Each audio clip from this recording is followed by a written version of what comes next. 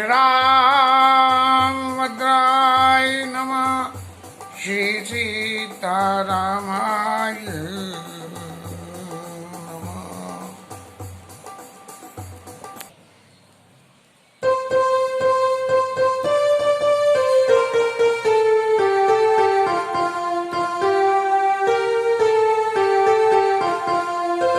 हे मस्तक समान रूप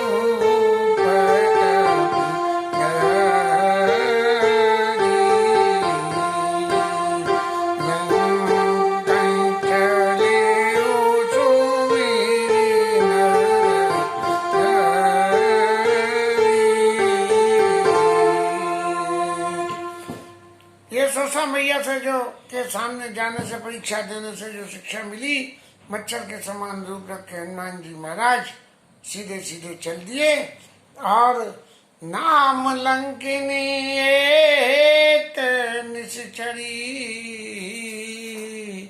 और शोक चलिस मोई निंदरी। रावण ने इस लंका की रक्षा के लिए मोटे मोटे तो तैनात कर ही रखे थे, लेकिन मेन दरवाजे पे एक निश्चरी जिसका नाम लंकिनी था उसको रख रखा था। ये चौकीदार के निमित्त पुरुषों को रखा जाता, लेकिन चौकीदार के निमित्त महिला को करना, महिला के करने से क्या है कि महिलाओं के पास एक बल और एक्स्ट्रा होता है पुरुषों के मुकाबले। वो बल ज्यादा बखानने की जरूरत नहीं है, लेकिन यदि समय पड़े तो उस बल को इस्तेमाल करके और महिला जो है बचाव कर ले जाती हैं। तो ऐसे इसलिए वहाँ एक महिला को अपॉइंट किया गया और उस महिला की गुण क्या था कि वो छोटी से छोटी चीज़ों के, वो उसकी आंखों में मैग्नीफाइंग ग्लास लगा हुआ था तो वो देख लेती थी, और देखती भी क्या थी कि उसके वास्तविक स्वरूप को भी देख लेती थी। ऐसा कोई उसके पास में होगा, कहना चाहिए विकल्प होगा, ऐसा उसके पास में कोई दिव्य ज्ञान होगा। दिव्य ज्ञान उसके अंदर था, लेकिन रावण के साथ रहने से वो दिव्य ज्ञान छुपा हुआ था, गलत कामों में इस्तेमाल हो गया था।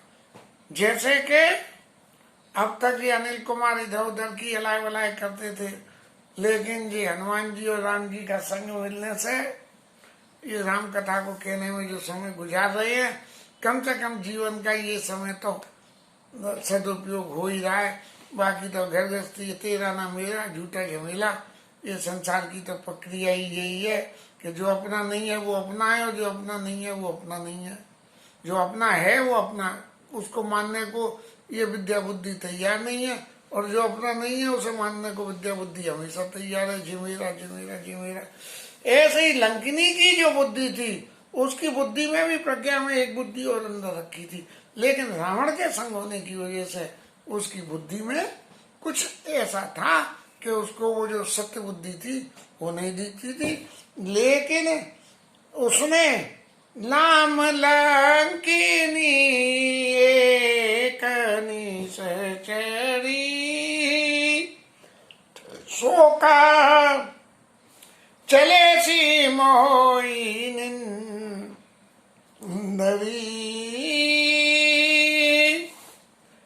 उसने देख लिया और देख के क्या कहा कि अरे मच्छर मेरी निंदा करके कहाँ जा रहा है, मुझे ओवरलुक करके बिना राम नाम श्याम श्याम करे।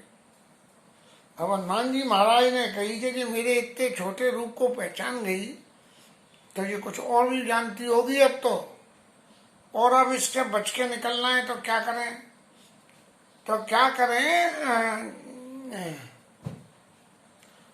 इससे बच के निकलना है तो क्या करें। तो हनुमान जी महाराज ने नहीं अभी गलत कह दिया, जल्दी आगे बढ़ गया।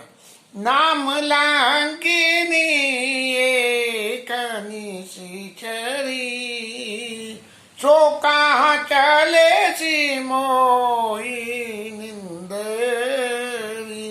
अरे मेरी निंदा करके जा रहा है।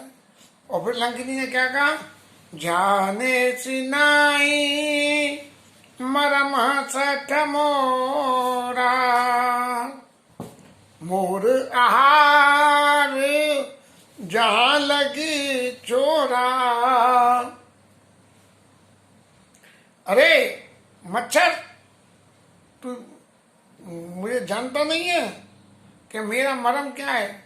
बोले मैं क्या करती हूँ? मैं चोरों का भक्षण करती हूँ। अब हनुमान जी तो मन में सोचने लगे कि भाई ये चोरों का भक्षण करती है तो चोरों का बादशाह तो यहाँ लंका में ही बैठा है, तो इसने उसका भक्षण क्यों नहीं करा? जब उसका भक्षण नहीं करा तो इसका मतलब जो उसके प्रोटेक्शन में अच्छी तरह से है, उसका इसके ऊपर में बहुत एहसान है। मालिक चोर हो तो चोर नौकर कोई रखेगा कि ईमानदार नौकर तो उसके नीचे टिकेगा ही नहीं, इसलिए उसको रखा। लेकिन उसके संस्कारों में जो वो दिव्य दृष्टि थी, जिस दिव्य दृष्टि से उसने उस मच्छर को देखा था, वो रावण के प्रभाव के आगे दबी हुई थी। तो हनुमान जी ने सोचा कि भाई क्या करें, इससे बच के कैसे निकलेंगे? तो बोले इसकी प्रज्ञा को, वो जो प्रज्ञा है उस प्रज्ञा को जगा दो और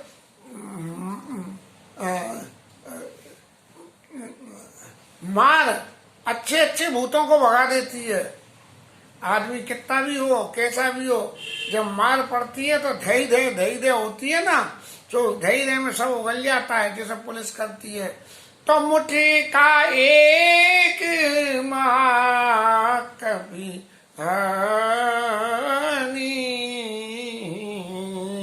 रुधिर बमत धरनी धन मानी। अब हनुमान जी ने सोचा कि जी मायावी नगरी की है, एक मुक्का मैंने मारा और एक मुक्का मारने से यदि इसके ऊपर वो आघात नहीं हुआ जो होना चाहिए तो ये मायावी है, फिर मेरे ऊपर माया करेगी। तो हनुमान जी ने एक ऐसा कर्रा मुक्का मारा कि उसके नाक से मुंह से खून बह गया। बोले ये नाक और मुंह से निकलता हुआ, हाथ से निकलता हुआ खून उतनी जल्दी नहीं दिखेगा। एकदम कोई जो काट दे और खून टपकता हुआ जा रहा है तो नहीं दिखेगा। जो कोई कह अरे ये तो तेरे खून टपक रहा है टपक, लेकिन नाक और मुंह से जो खून निकलता है वो आंखों को प्रत्यक्ष जैसा होता है। रुधिर बमत धरनी धनमानी, ढेर हो गई धरती पे। ये संसार में यदि आपके ऊपर में संसार का मुक्का पड़े, संसारी बातों का मुक्का पड़े तो बुद्धि भ्रष्ट हो जाती है। और यदि किसी संत का मुक्का पड़ जाए तो क्या होगा? संत का मुक्का पड़ जाएगा तो आपका जीवन ही सुधर जाएगा। जहां संत ने कर्राई से एक करा, कहते हैं एक है तो हंसी मजाक की बात कि एक किसी डकैत ने अपने बेटे को समझा दिया, बोले कभी तू जा रहे आओ, कहीं से निकल ले आओ और कहीं कथा हो रही हो तो बिल्कुल मत सुनना माँ, और कानों में उंगली और डाल लेना कि कानों में कथा नहीं चली जाए। अब वो तो डकैत महाराज तो विदा हो गई दुनिया से। उसके बेटे ने जो कुछ भी करा, क्योंकि दुष्टों के घर में ही संत पैदा होते हैं और संतों के घर में दुष्ट पैदा होते हैं। अब उसने कही कि पिता ने कही तो ये बात थी तो क्या करें। एक दिन ऐसे ही डकैती वकैती करके कहीं जा रहे थे, जाते जाते रास्ते में कहीं जो है कथा सुनाई पड़ी। उन्होंने कही कही तो थी आई, देख लो क्या होती है कथा। यार होती क्या है कथा, क्या मतलब है इस कथा का? सो वो गए और महाराज वहाँ बैठ गए, लेकिन जब वहां से लौटे तो वो डकैत गायब था। वो खुद भी जो है शरीफ आदमी और संत बन गए। तो हनुमान जी का जो मुक्का पड़ा वो एक संत का मुक्का था, और संत का मुक्का पड़ते ही उसकी लंकिनी की प्रज्ञा खुल गई। और उस प्रज्ञा के खुलने से क्या हुआ? पुनि संबार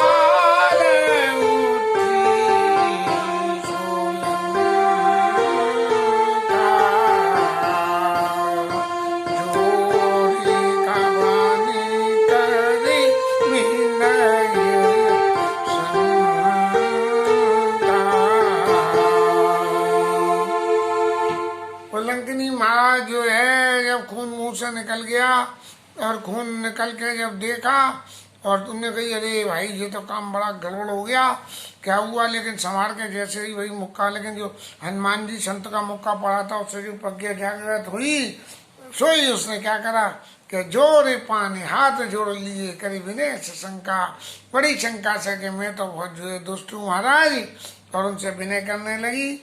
और क्या कहने लगी, वो जो प्रज्ञा मिली हुई वाली बात थी वही बात कहने लगी, जब रावण ब्रह्म बर दीना, जब रावण ब्रह्म बर दीना, चलत विरंचिका मोहि चीना।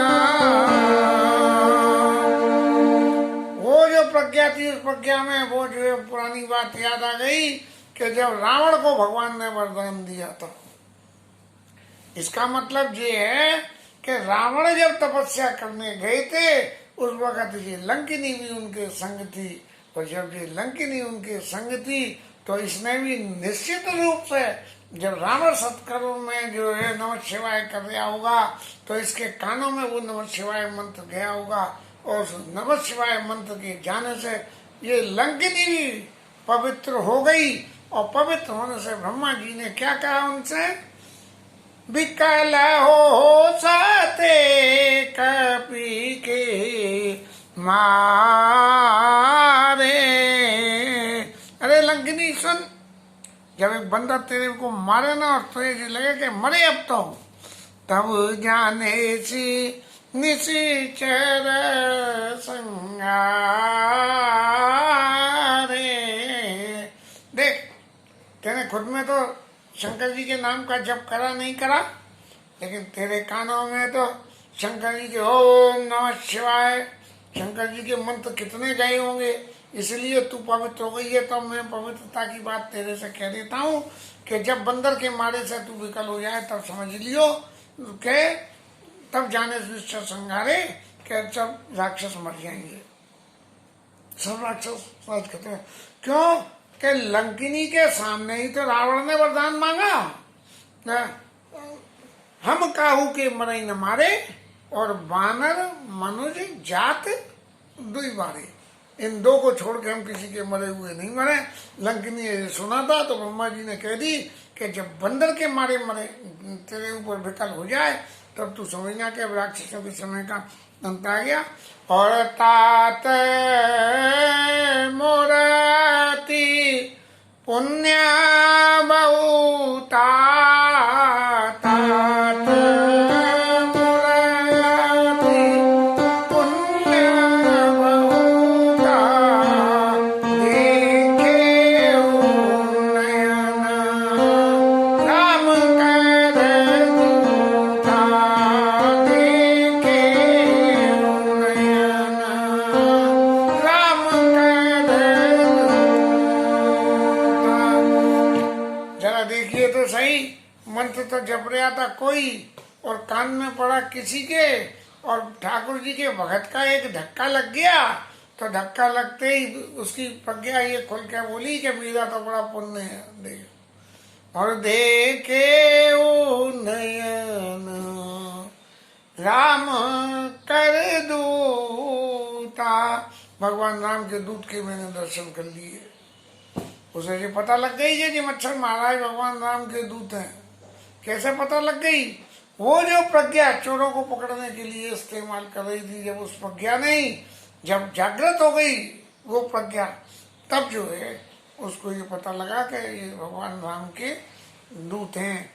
ये मनुष्य के जीवन में प्रज्ञा के दोनों स्वरूप, एक सुप्तावस्था में एक जागृत अवस्था में, दोनों रहती है। जागृत अवस्था में जब प्रज्ञा रहती है तो उस प्रज्ञा का सदुपयोग करना चाहिए। जागृत अवस्था में यदि दुरुपयोग करोगे तो जो सुप्त प्रज्ञा है वो जागृत नहीं होगी और फिर संसार के भवबंधन का चक्कर लगता ही रहेगा। लेकिन लंकिनी के जब संत का मुक्का पड़ा तो सुप्त प्रज्ञा उनकी जागृत हो गई और रावण के द्वारा जो ये संग रह के जो प्रज्ञा मिली थी, हालांकि उसमें भी मिली थी प्रज्ञा, बड़ी अच्छी बुद्धि मिली थी कि ब्रह्मा जी ने ये कह दी, अरे भाई किसी बड़े आदमी को कोई आदमी कोई दे रहा है और उसके नौकर को भी दे दे कुछ न कुछ, तो ये तो नौकर का बड़ा भाग्य होता है कि भाई मैं तो इनके घर गया नहीं, जे मेरे घर आए और मुझे दे के गए। तो ऐसी बुद्धि से कि लंकिनी को ब्रह्मा जी दे के गए, वो ब्रह्मा जी की बात उसी प्रज्ञा सुप्त प्रज्ञा से ये लंकिनी को दिख गया कि भगवान ये भगवान राम के दूत हैं। और तात मुरति पुण्या बहुता देखे नयन राम कर दूता, देखे देखे राम कर दूता।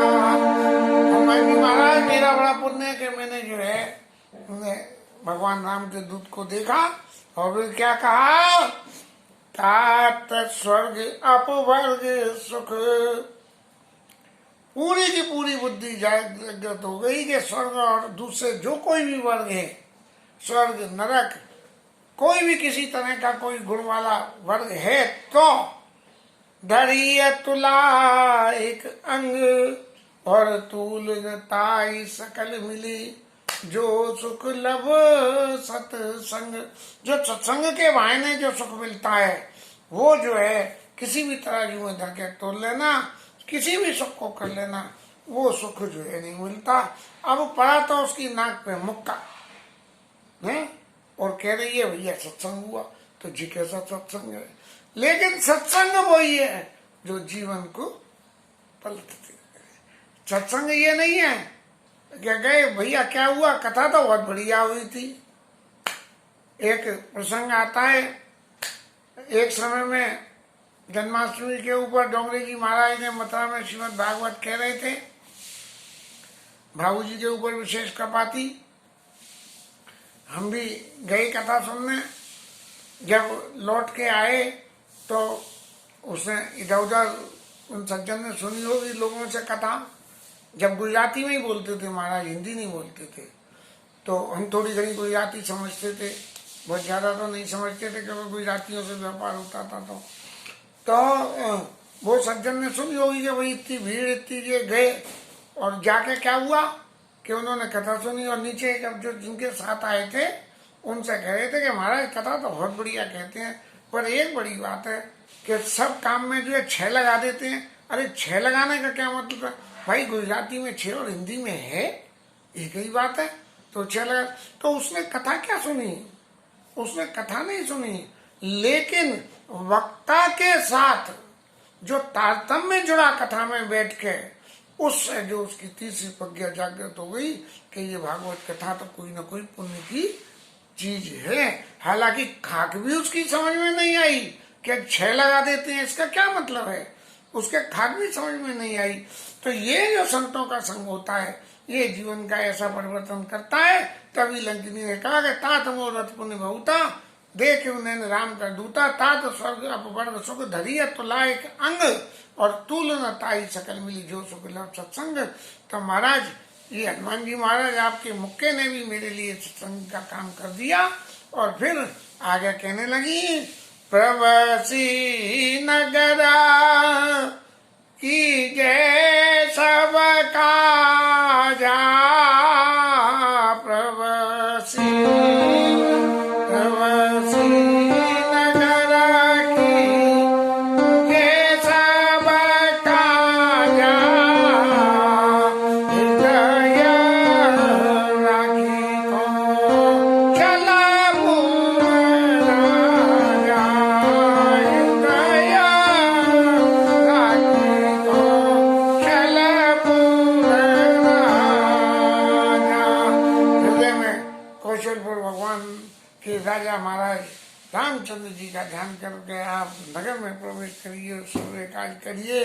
अब हनुमान जी को राम नाम के गुणों का, राम नाम की महिमा का, भगवान राम के चरित्र का ज्ञान कराने वाली लंकिनी ने हनुमान जी को कह रही है, कह दे रहा कि कौशलपुर राजा तो हम तो एक ही बात कह सकते हैं कि नया मुल्ला और अल्लाह ही अल्लाह। उसे जीवन में तो मालूम नहीं थी, आज पहली दफे पता लगी। तो जैसे अनिल कुमार भी अब ये कथा कह के क्या ज्ञान बांटने डोल रही हैं।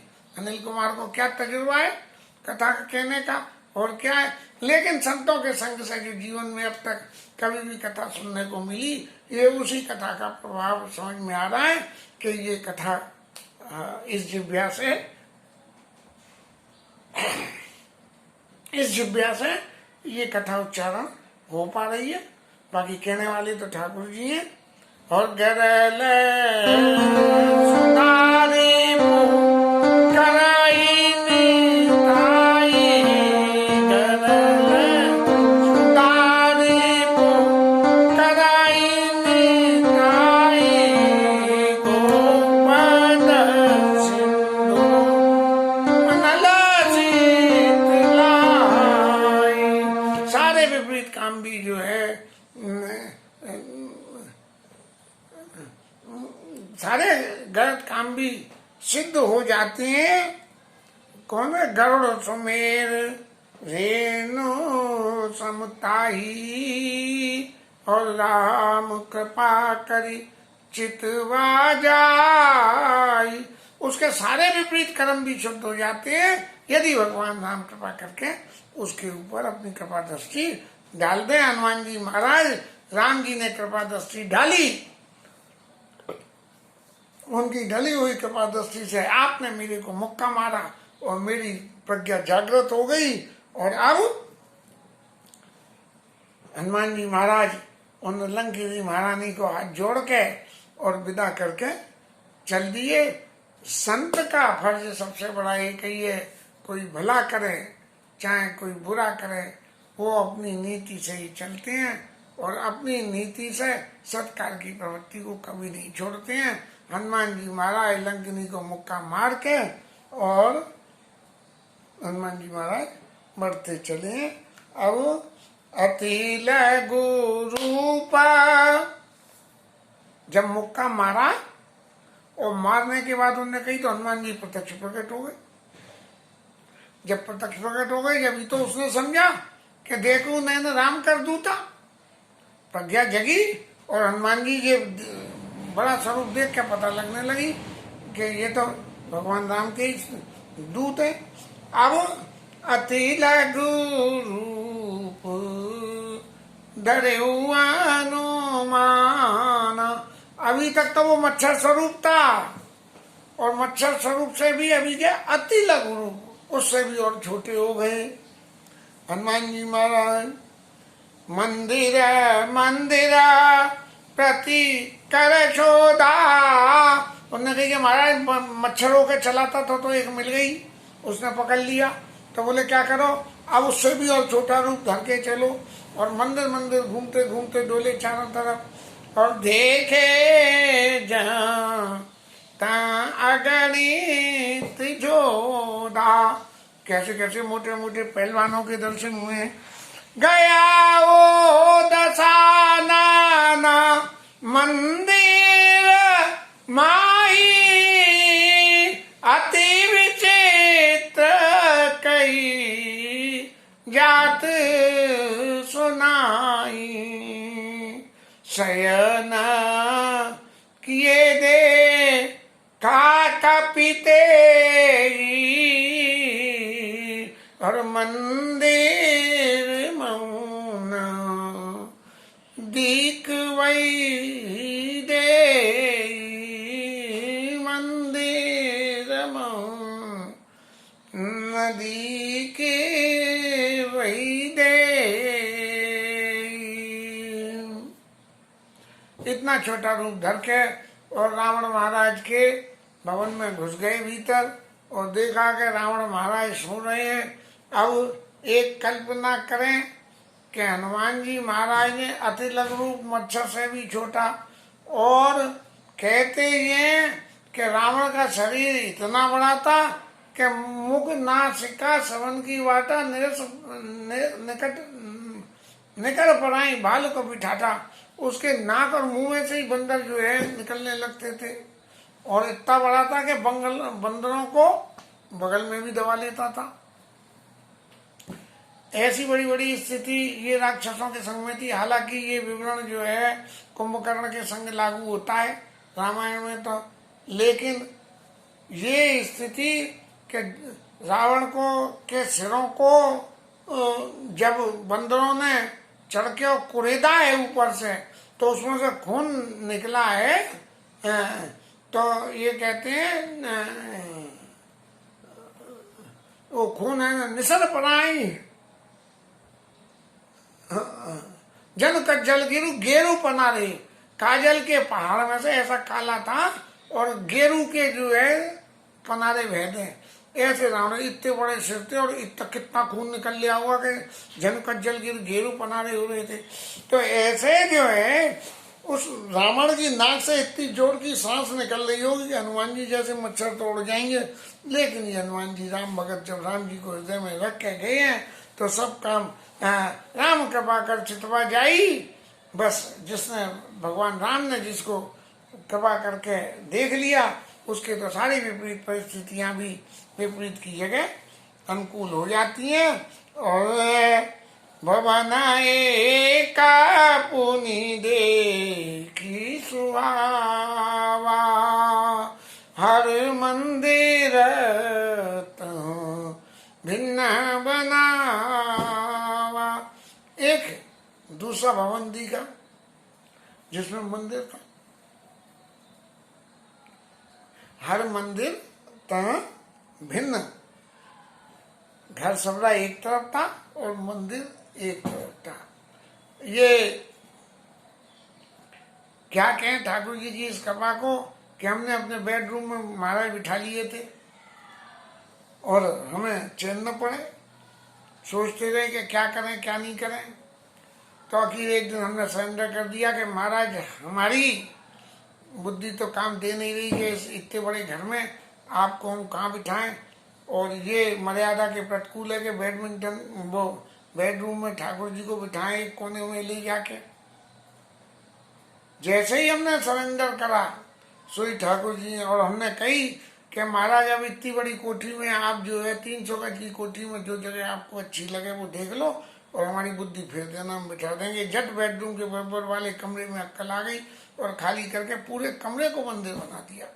और महाराज आराम से हमारे गोविंद विराजमान है, राम जी की छवि और हनुमान जी महाराज हमारी माता जी के दिए हुए हमारे पीछे से कृपा कर ही रहे हैं। हमारे राधा कृष्ण महाराज और गोवर्धन नाथ महाराज और हमारे प्रेम अवतार चैतन्य महाप्रभु और हमारी देवी जी अधिष्ठात्री देवी मैया ये घर में विराजमान है। बाकी ये मंदिर इतना पवित्र स्थान है कि इस पवित्र स्थान में बैठ के कथा करने से कुछ सुख और ही मिलता है जो हम भोगते हैं, जो हम जानते हैं कि इस घर की विधा को संभालने के लिए कैसी कैसी विपरीत परिस्थितियों में भी हम अपना बड़प्पन नहीं छोड़ पा रहे हैं। ये इस मंदिर में बैठने की प्रक्रिया को मानते हैं। तो ऐसे भवन एक पुंजी की स्वभावा हरे मंदिर तक भिन्न बनावा। भगवान का मंदिर कुछ अलग रूप से बनाया। रामायुध अंकित ग्रह शोभा बरनी न जाय। भगवान राम के आयुध विराजमान थे। अब विभीषण राक्षस अगर भगवान की मूर्ति रख के पूजा करें तो क्या होगा? रावण महाराज लात मार के बाहर निकाल देंगे। तो रामायुध अंकित ग्रह, भगवान राम के आयुध रखे थे और उनकी पूजा करते थे, धनुष बाण की, सारंग धनुष की। रामायुध अंकित ग्रह शोभा वर्णन या उनकी पूजा करते थे। रावण महाराज अगर आके देखे तो वो समझेंगे कि ठीक है ये राक्षस है क्योंकि हथियारों की पूजा कर रहा है, मूर्ति पूजा नहीं कर रहा, फोटो पूजा नहीं कर रहा। रामायुध अंकित ग्रह शोभा बरनी न जाय। नव तुलसी का वृंदता देखी हर्ष कपीराय। और नए नए तुलसी के पत्ते लग रहे हैं। इन्हें देख के हनुमान जी महाराज बहुत प्रसन्न हो गए। और प्रसन्न होके, क्योंकि तुलसी एक ऐसी जिन्स है कि तुलसी अपने आप में पूजा योग्य तो है सो है ही है, लेकिन उसके अलावा भी तुलसी ऐसी है कि जो एक दवा की तरह भी काम करती है। इसलिए विभीषण ने जो तुलसी लगा रखी थी, अगर रावण महाराज आके दर्शन भी करें तो उसको देख के यही समझे कि तुलसी और ये शस्त्रों की पूजा कर रहा है। तो ये शस्त्रों की पूजा कर रहा है तो शस्त्रों की पूजा करने के लिए कुछ न कुछ चढ़ाने को तो चाहिए। ये तो रावण प्रकांड पंडित था तो ये जानता था कि तुलसी भी पूजन योग्य है, लेकिन क्या करें, राक्षसी मति थी इसलिए कुछ नहीं कर पाता था। लेकिन फिर भी उसकी बुद्धि में तो ये था ही, नहीं तो वो कह देता कि धनुष्बाण की पूजा क्यों करता है, वो तो कहता था कि मैं ही पूजा करो। लेकिन वो जो है ऐसा नहीं हुआ और इसलिए विभीषण महाराज जो है रामायुध की पूजा करते थे और क्या नाम है, पूजा करते थे और नई नई तुलसी लगी थी। इन्हें देख के हनुमान जी महाराज बहुत प्रसन्न हुए और प्रसन्न होकर उन्होंने कुछ सोचा। इसके आगे की कथा कल होगी। हरि नाम कीर्तन।